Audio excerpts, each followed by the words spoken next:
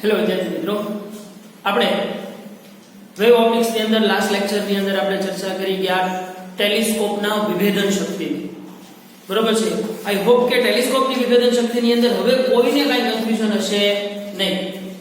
હવે આગળ જે આપણે ચર્ચા કરવાની છે એ ટેલિસ્કોપના વિભેદન શક્તિની અંદરથી આપણે માઇક્રોસ્કોપની વિભેદન શક્તિ સમજવાની છે.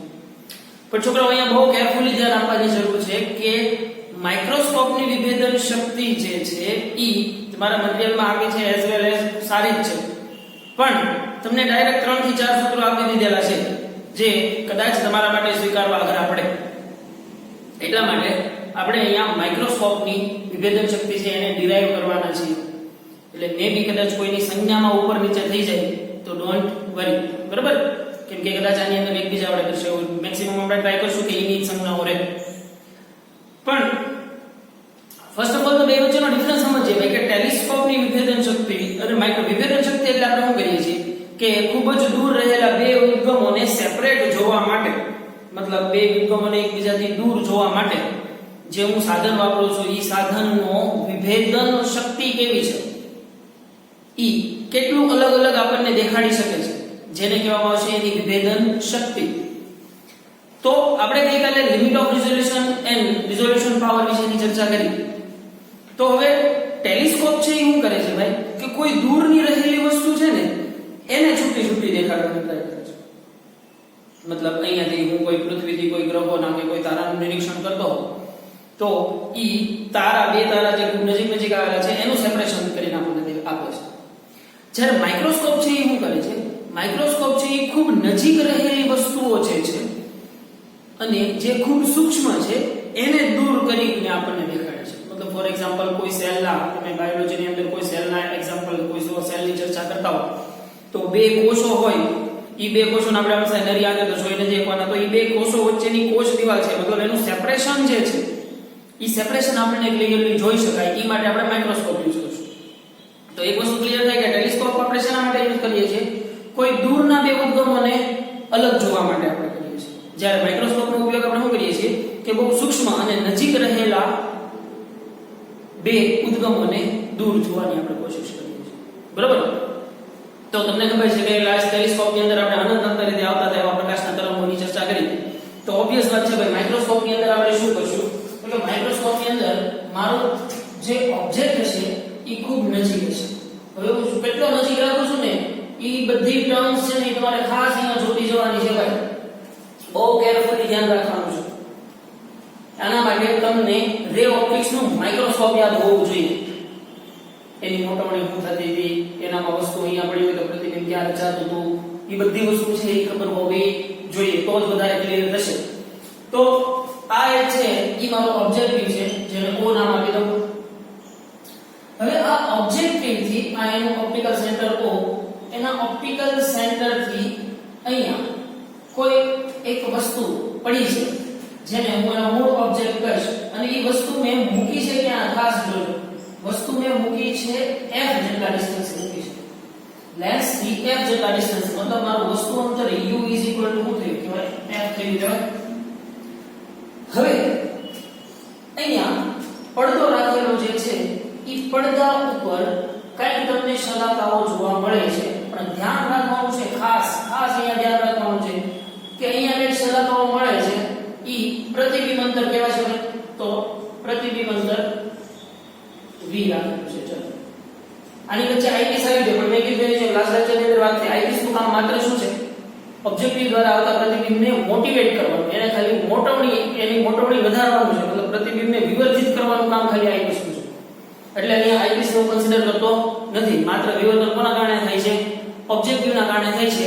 એમ બધીને હું આગળ વધું છું, બરોબર?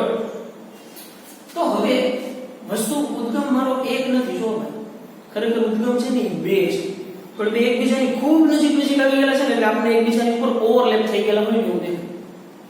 તો સરળતા ખાતર, તમારી સરળતા ખાતર હું અહીંયા આ બંને ઉદ્ગમો અથવા તો એમ કહો કે બે કોષો છે એકબીજા ઉપર ચડી ગયા હોય એવું લાગે, એક જ કોષ છે.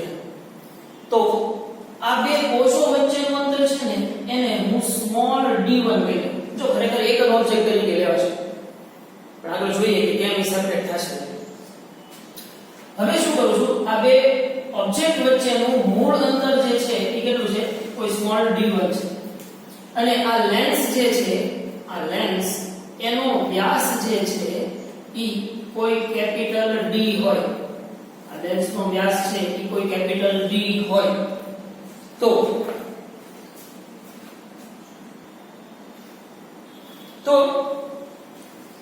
આ ડિસ્ટન્સ થઈ ગયું તમારું d.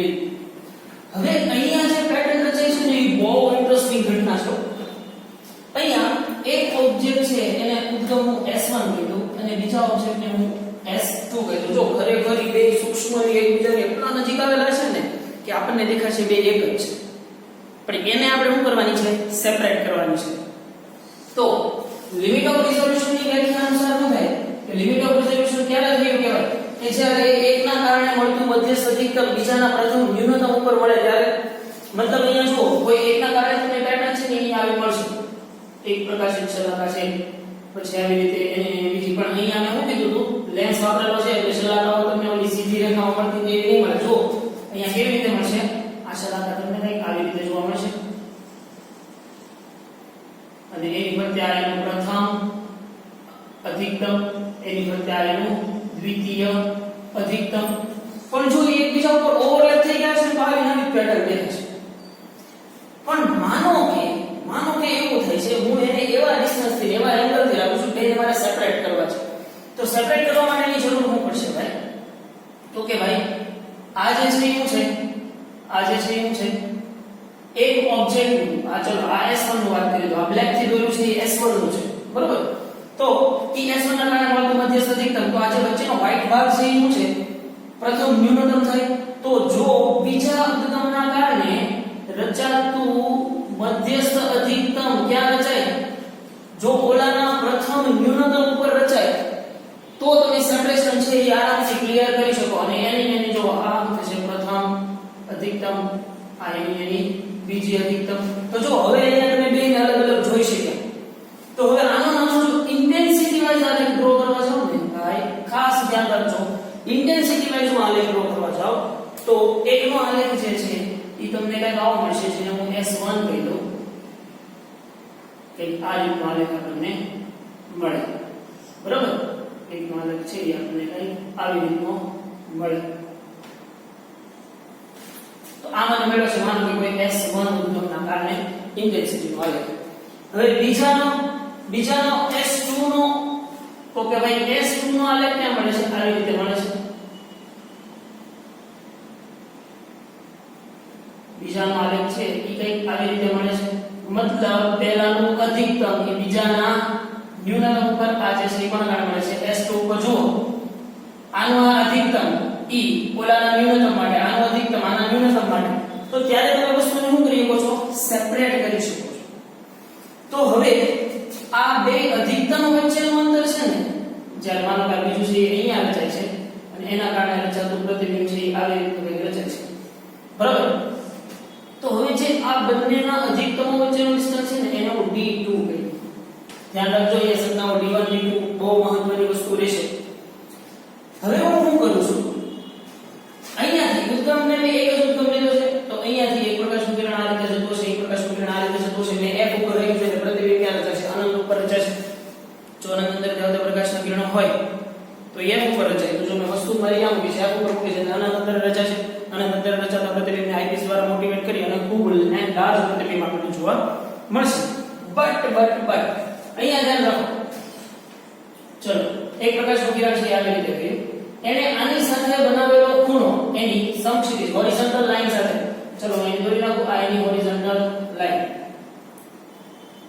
બરાબર? આ એની હોરિઝોન્ટલ લાઈન.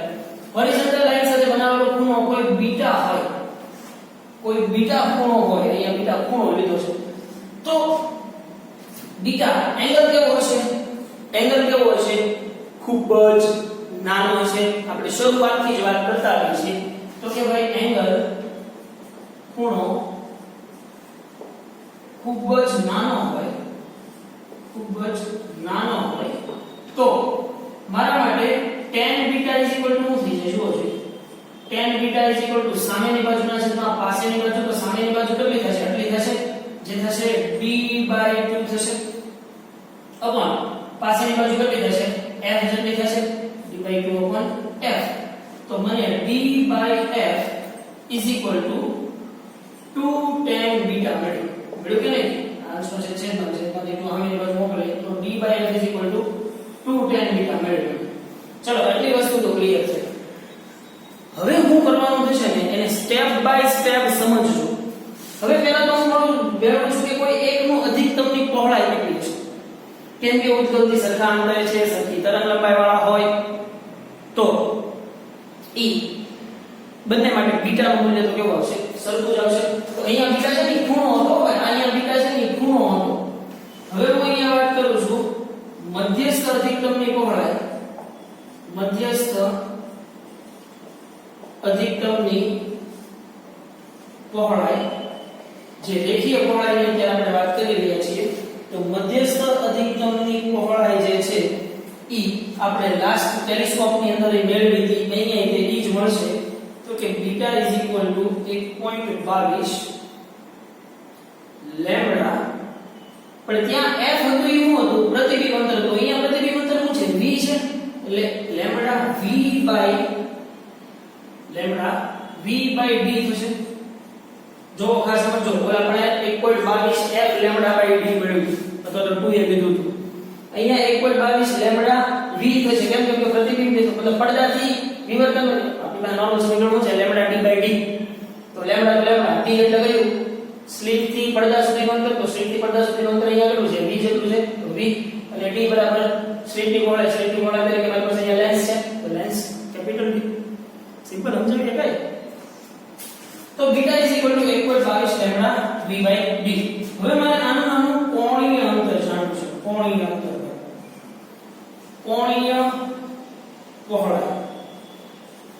કોણીય પહોળાઈને હું અત્યારે સરળતા ખાતર થીટા કહી દઉં તો આપણને કોઈ પણ કોણીય પહોળાઈ થીટા = ખબર છે બીટા/d થયું પણ ત્યાં d શું હતું પ્રતિબિંબથી પડદા સુધીનું અંતર હતું પણ અહીંયા મારી પાસે d ની બદલે હું સંજ્ઞા વાપરીશ બીટા/v વાપરીશ તો થીટા = શું થઈ જશે 1.22 લેમ્બડા v / d / v તો v શું થઈ જશે કેન્સલ આઉટ તો થીટા = મને મળે 1.22 લેમ્બડા / d તો આ મને એંગલ મળ્યો થીટા બરોબર ભાઈ તો અહીંયા સુધીની વસ્તુ ક્લિયર થઈ આ આટલી વસ્તુ નોર્મલ ટેલિસ્કોપની અંદર આપણે કર્યું બરોબર હવે મારે આ જે કોણીય પહોળાઈ છે એ શું થઈ ગઈ કહેવાય એની લિમિટ ઓફ રિઝોલ્યુશન થઈ ગઈ કહેવાય એટલે આ એનું કોણીય વિભેદન મારે હવે જાણવું છે તો હવે હું શું કરીશ જો ભાઈ એનાથી આગળ એક સ્ટેપ વધારે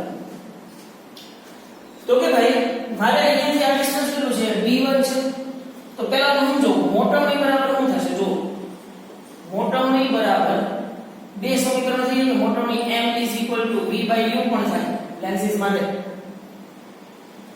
મોટવણી = v/u પણ થશે તો v તમારી પાસે અહીંયા v છે પણ u = શું થશે જો તો u = f થશે વસ્તુ ક્યાં પડી છે f જેટલા ડિસ્ટન્સ પડી છે તો v/m થશે ધેન મોટવણી = આપણે આને કરતા હતા h'/h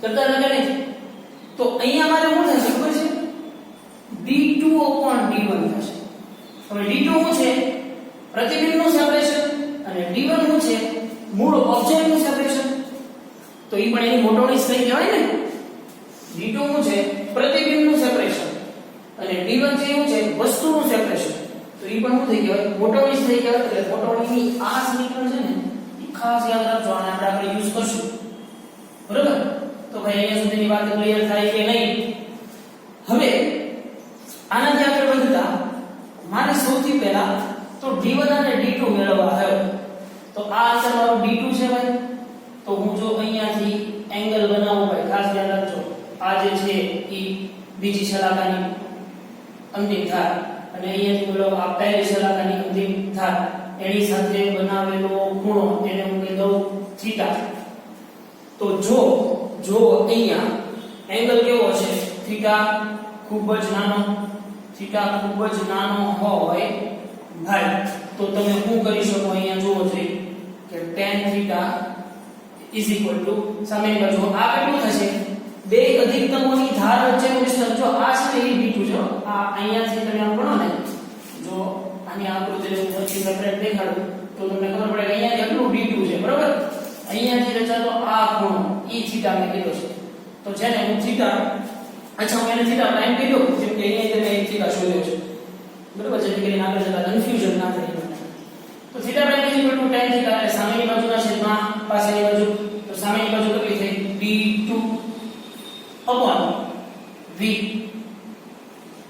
થશે કે નહીં પણ જો મારે સેપરેશન જોવું છે એટલે હું કોઈ એકની વાત કરીશ સેપરેશન જોતું છે એટલે હું કોઈ એકની ચર્ચા કરીશ તો તમે જુઓ છો કોઈ પણ એક પ્રતિબિંબ માટે એ d2 કેટલું છે તો કે કોઈ તો જુઓ ભાઈ આની અંદર મારે પહેલા તો d2 ફાઇન્ડ કરવો છે તો d2 શું થાય જુઓ છો આને હું થીટા પ્રાઇમ કીધું તો કે થીટા પ્રાઇમ d2 v મેળવ્યું બરાબર તો હવે મારે d2 શોધવો છે તો d2 શું થશે d2 થીટા પ્રાઇમ v શું છે એની લિમિટ ઓફ રિઝોલ્યુશન છે એનું કોણીય વિભેદન છે તો કોણીય વિભેદન તો આપણે અહીંયા મેળવ્યું જેને આપણે એની કોણીય પહોળાઈ કહીએ છીએ કોણીય વિભેદન ln તો ખરેખર અહીંયા શું થશે થીટા પ્રાઇમ તમારે થીટા જ થશે જે અહીંયા મેળવ્યું છે તો મૂકો આની અંદર કઈ કિંમત તો કે d2 મને શું મળી છે તો કે d2 થીટા પ્રાઇમ શું આવ્યું છે 1.22 લેમ્બડા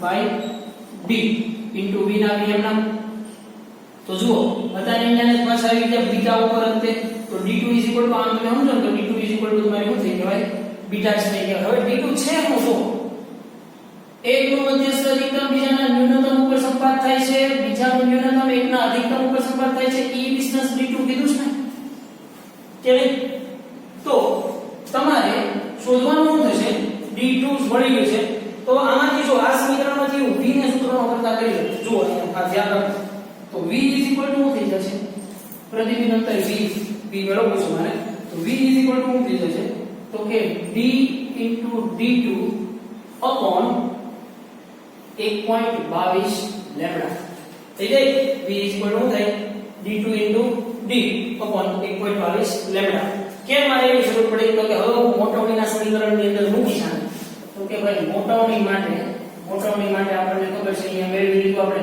મોટવણી m શું થશે v upon f થશે કે નહીં m v upon f તો m મને મળે v બરાબર કેટલા મળે આ મળ્યા છે મૂકી દઉં d d2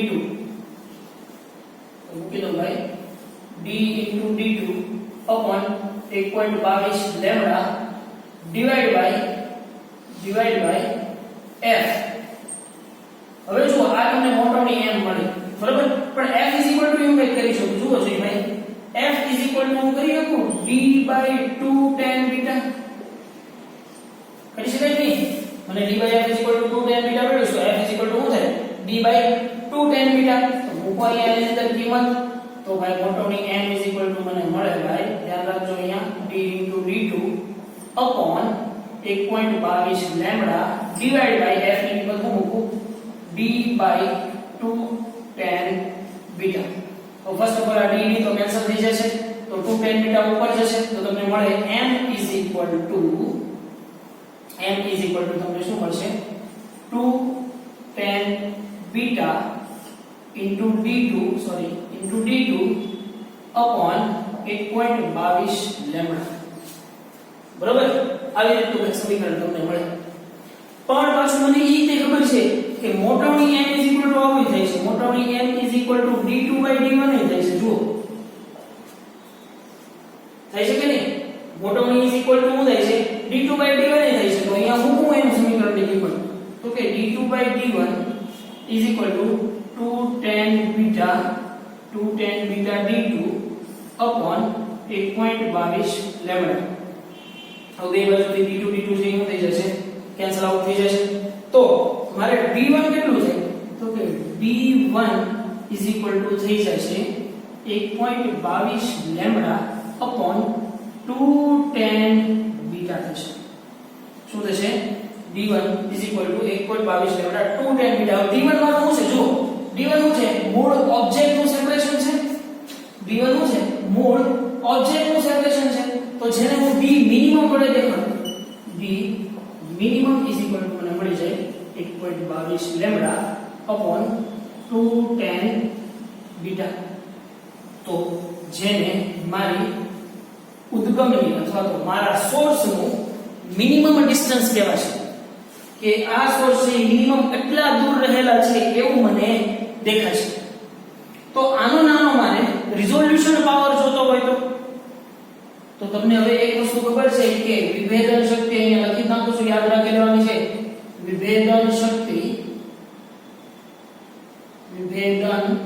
શક્તિ મતલબ રિઝોલ્યુશન પાવર, જેને કૌંસમાં LR વડે દર્શાવવામાં આવે છે. તો રિઝોલ્યુશન પાવર બરાબર શું થાય? તો જો એનું કોમન સૂત્ર તમે યાદ રાખી લો. રિઝોલ્યુશન પાવર મતલબ LR ની રિઝોલ્યુશન પાવર એટલે શું થશે? RP થશે. તો RP resolution power is equal two 1 upon LR થાય. 1 upon LR થશે. તો હવે 1 upon LR એટલે શું થયું? અહીંયા આપણે d મિનિમમ શું મળ્યું છે? આ મળ્યું છે. હવે આના સમીકરણના d મિનિમમ આ સમીકરણ છે ને એ ખાસ યાદ રાખજો. તમારે દરેક સમીકરણનો ખાલી વ્યસ્ત કરવાનો થાય એટલે તમને એનું રિઝોલ્યુશન પાવર મળી જાય ભાઈ. બરોબર? તો આના સમીકરણને કેમ કે એંગલ ખૂબ જ નાનો છે એટલા માટે જો આનું સમીકરણ છે d મિનિમમ નું સમીકરણ હું આ રીતે પણ લખી શકીશ. d minimum is equal two 1.22 lambda upon 2 tan beta છે મારી પાસે. બરોબર? એંગલ ખૂબ નાનો છે, થીટા ખૂબ નાનો હોવાથી ખૂબ નાનો છે ભાઈ, એટલે tan theta is equal to sin theta લખી શકું.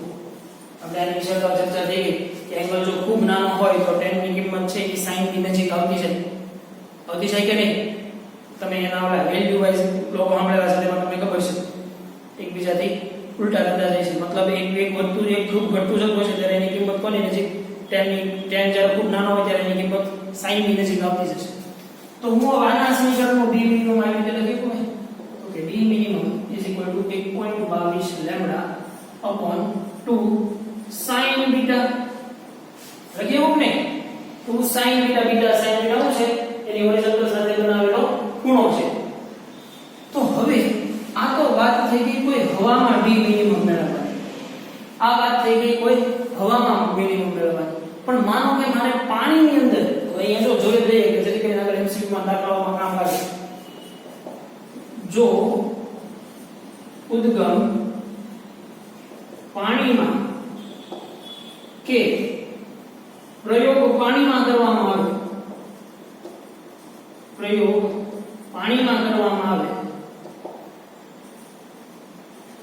તો d મિનિમમ શું થઈ જાય? જો પ્રયોગ પાણીમાં કરવામાં આવે તો તમને એક વસ્તુ ખબર છે, જો 1.22 તો અચળ છે, 2 અચળ છે, બીટા છે, એ કઈ ચેન્જ નહીં થાય. એના એકમાંથી આવી રીતે તમે પસાર કરો એટલે. પણ લેમ્બડા છે ઈ lambda prime becomes lambda by n થઈ જાય, અથવા તો હું એમ કહી દઉં લેમ્બડા બાય mu થઈ જાય. થઈ જાય કે નહીં? એની તરંગ લંબાઈ શું થઈ જશે? એની મૂળ તરંગ લંબાઈના n માં ભાગની થઈ જશે. તો મૂળ તરંગ લંબાઈનો n મો ભાગ મતલબ d minimum is equal two તમને શું મળશે ભાઈ? 1.22 લેમ્બડા પ્રાઇમ લઈ લો તો lambda prime is equal to lambda by mu. તો 2 mu sin બીટા થઈ જાય કે નહીં? તો આ ક્યારની વાત છે કે જ્યારે આના પ્રયોગને હું પાણીમાં પુનરાવર્તન કરું તો ફક્ત મારી શું ચેન્જ થશે? તરંગ લંબાઈ લેમ્બડા ચેન્જ થશે કે નહીં? તો આને કહેવામાં આવશે એનું d મિનિમમ, અને તમે 1 upon d મિનિમમ કરશો એટલે તમને શું મળશે? એનો રિઝોલ્યુશન પાવર. તો છોકરાઓ આ જે સમીકરણનું ડેરિવેશન છે એ ખાસ તમારે કોઈ જગ્યાએ નોંધી લેવાનું છે. કેમ કે તમારા મટીરીયલની અંદર તમે ગોટાળે ન ચડો એ માટે આ બધી આકૃતિઓની મેં ચર્ચા કરી છે, અને આ આકૃતિ તમે ફરજિયાત કંઈક ડ્રો કરી નાખશો. બરોબર? પછી ડાયરેક્ટ તમે મટીરીયલ લઈને મારી પાસે આવો છો આ કેમ થયું આ કેમ થયું, એ વસ્તુ નહીં પોસિબલ નથી. બહુ સરસ અને ઈઝી વસ્તુ છે. એને જો શાંતિથી સમજવામાં આવે તો તમને ખબર પડી જાય કે d1 નું હું કામ લેવું પડ્યું. d મિનિમમ જે d1 શું છે? બે ઓબ્જેક્ટનું સેપરેશન ડિસ્ટન્સ, અને d2 શું છે? એના કારણે મળતી શલાકાઓનું સેપરેટ ડિસ્ટન્સ છે.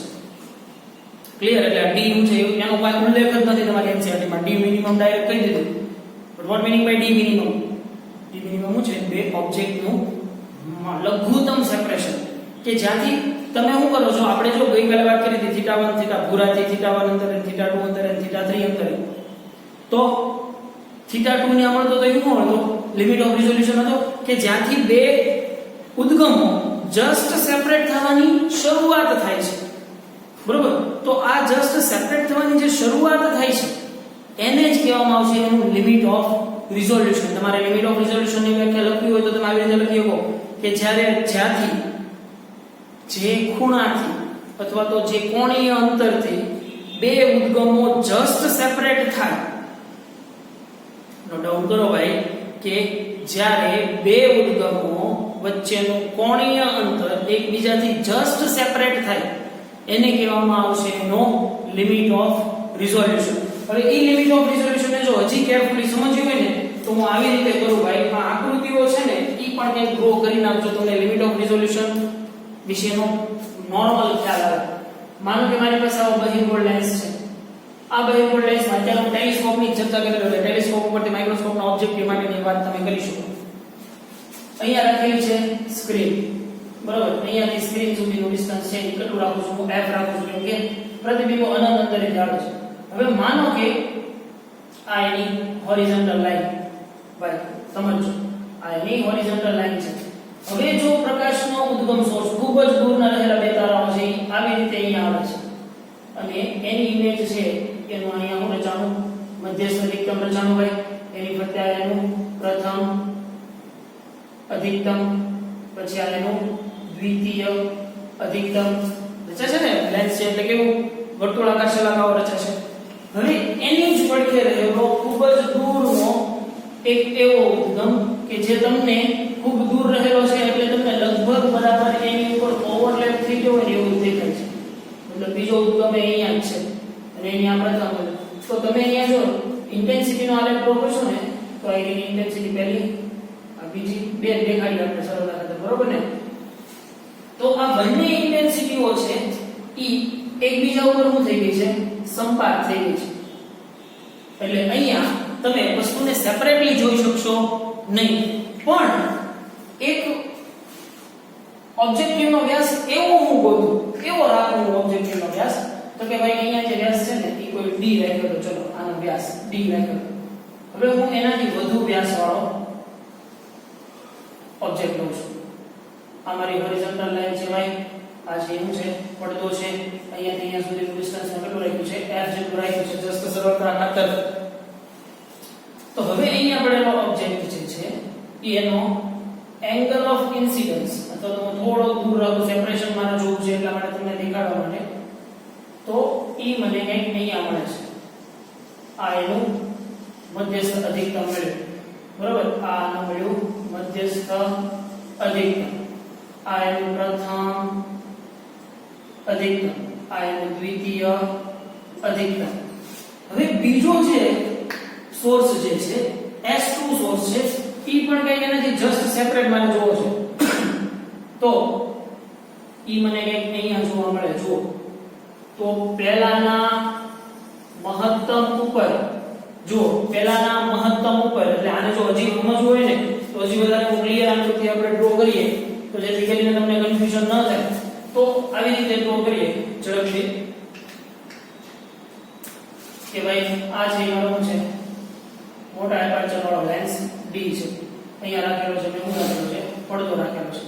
ખૂબ જ દૂરના અંતર માટે આ એની હોરિઝોન્ટલ લાઈન હોય. તો અહીંયા એક પડેલો છે ઉદ્ગમ અને એક ઉદ્ગમ અહીંયા પડેલો છે. તો ઉદ્ગમ S1 ના કારણે મળતો પ્રતિબિંબ જો અહીંયા રચાય છે.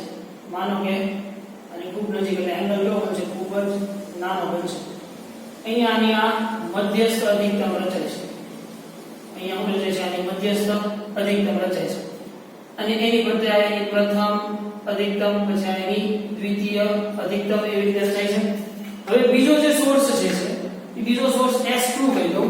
તો એ S2 ના કારણે મળતું પ્રતિબિંબ ક્યાં રચાય છે? તો કે S2 ના કારણે મળતું પ્રતિબિંબ છે એવી જ રીતે અહીંયા રચાય છે. તો આ જે શું થઈ ગયો? જો પ્રથમ આ એની મધ્યસ્થ અધિકતમ, સરળતા ખાતર તમે આ એંગલને હજી નાનો કરી શકો આવી રીતે અહીંયા, બરાબર? પછી આનું પ્રથમ અધિકતમ, દ્વિતીય અધિકતમ. તો આની ઇન્ટેન્સિટી આ તમે ડ્રો કરવા જશો ને તો અહીંયા શું થશે? જો આના કારણે મળતી ઇન્ટેન્સિટી મહત્તમ અહીંયા છે અને પછી આવી રીતે તમને ઇન્ટેન્સિટીનો આલેખ મળે. બરોબર. પણ જે ઉદ્ગમ S2 છે એનો આલેખ હું ડ્રો કરવાની ટ્રાય કરું તો જો આના પ્રથમ ન્યૂનતમ ઉપર મતલબ આ આલેખ આવો કંઈક મળે આલેખ છે E મને આ ટાઈપનો કંઈક મળે ભાઈ.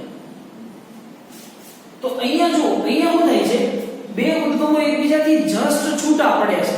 તો બે ઉદ્ગમો આવી રીતે જસ્ટ છૂટા પડશે ને ત્યારે જે એંગલ રચાય ને માનો કોઈ થીટા કોણ રચાય છે એને એનું કોણીય વિભેદન કહેવામાં આવશે. શું કહેવામાં આવશે? એને કોણીય વિભેદન અથવા તો જેને કહેવામાં આવે છે એનું લિમિટ ઓફ રિઝોલ્યુશન. હવે આ લિમિટ ઓફ રિઝોલ્યુશન છે એ એંગ્યુલર હોઈ શકે, કોણીય પણ હોઈ શકે અને રેખીય પણ હોઈ શકે. અહીંયા જે મિનિમમ મેળવ્યું છે આપણે રેખીય મેળવ્યું છે અને અહીંયા જે મેળવ્યું હતું કયું આ જે મેળવ્યું હતું એવું મેળવ્યું હતું ખાલી b ની અને લેમ્ડા ની ભાષાની અંદર કોણીય વિભેદન મેળવ્યું. બરોબર. તો આ એક ડિફરન્સ સમજો ખાસ, કોણીય વિભેદન અને રેખીય વિભેદન. લિમિટ ઓફ રિઝોલ્યુશન છે એ રેખીય પણ હોઈ શકે અને કોણીય પણ હોઈ શકે. તો આ જે છે જે આ જે રચા છે આને પણ મેં થીટા પ્રાઇમ નામ આપી દઉં. તો હવે આનાથી જ્યારે આ બે ઉદ્ગમો દૂર હશે તો તમને આ સ્પોટ અહીંયા દેખાશે, આ સ્પોટ છે અહીંયા દેખાશે, ત્યારે તો તમે ખૂબ આરામથી એને સેપરેટ જોઈ શકવાના છો. પણ ઈ સેપરેટ કરવા માટે શરત શું છે કે ઉદ્ગમ એટલા બધા દૂર હોવો જોઈએ. પણ મારે તો હું જોવું છે ભાઈ કે ઉદ્ગમ મારાથી દૂર છે, એકબીજા ઉપર ઓવરલેપ થઈ ગયા છે, એને મારે સેપરેટ જોવા છે. તો એના માટે મારે લેન્સનો એપાર્ચર d જે છે શું કરવો પડે? વધારવું પડે. તો જ મને ખબર પડે ભાઈ. ક્લિયર? તો limit of resolution power, telescope અને માઇક્રોસ્કોપ માટે ખાસ અલગથી કંઈક લખી રાખજો જેથી કરીને આગળ જતા કોઈ પ્રોબ્લેમ ન થાય એમસીક્યુ અને દાખલાઓની અંદર. કેમ કે લગભગ બરાબર સેમ માં તો આવે છે, થોડી ઘણી વસ્તુઓ અમુક ચેન્જ થાય છે, એટલે એ વસ્તુનું ખાસ ધ્યાન રાખવાનું છે વિદ્યાર્થી મિત્રો. નેક્સ્ટ લેક્ચરની અંદર આપણે આના નાના દાખલાઓ ગણવાના છે. જો ટેલિસ્કોપ અને માઇક્રોસ્કોપ સરખા ક્લિયર ન થયા તો એના એક પણ દાખલામાં કાંઈ ટપકી પડશે નહીં. ખાલી અંતરો યાદ રાખીને ગોખવાના રહે, પણ આપણે ગોખવાનું છે નહીં. બધી વસ્તુને શાંતિથી અને કેરફુલી સમજવાનું છે. આ ટોપિક વેરી સિરિયસ, ખૂબ જ સિરિયસ વસ્તુ છે. જો આને શાંતિથી સમજો ને તો આરામથી સમજાઈ જાય એવું છે કે આ બધું શું છે. એટલે મેક શ્યોર ભાઈ કે આ જેટલું બોર્ડ વર્ક છે એ બોર્ડ વર્ક તમારે આખું એક વખત શાંતિથી લખી નાખવાનું છે અને ફરજિયાત છે. બરોબર. હવે અહીંયા હું એની સ્લાઇડ છે એ રીડ કરતો નથી, પણ તમે એની આખી સ્લાઇડ છે એ રીડ કરી લેશો અને અહીંયાથી આપણે એવા જે માઇક્રોસ્કોપ ઓબ્જેક્ટિવ માટેની વાત કરીશું ત્યાંથી થિયરી પણ તમારે વન ટાઈમ લખવાની છે. આજના હોમવર્કમાં થિયરી પણ તમારે વન ટાઈમ લખવાની છે અને આ બોર્ડ વર્ક જે છે એ પણ તમારે વન ટાઈમ લખવાનો છે. એના માટે તમે અત્યારે વિડિયો પોઝ કરી અને સ્ક્રીનશોટ લઈ શકો અથવા તો અત્યારે સ્ક્રીન પોઝ રાખી તમે હોમવર્ક કરી શકો. બરોબર. તો આજના લેક્ચરની અંદર રાખીએ ભાઈ અહીંયા સુધીનું. મળીએ નેક્સ્ટ લેક્ચરની અંદર આના નાના એમસીક્યુ અને દાખલાઓના સોલ્યુશન માટે. ઓકે ભાઈ.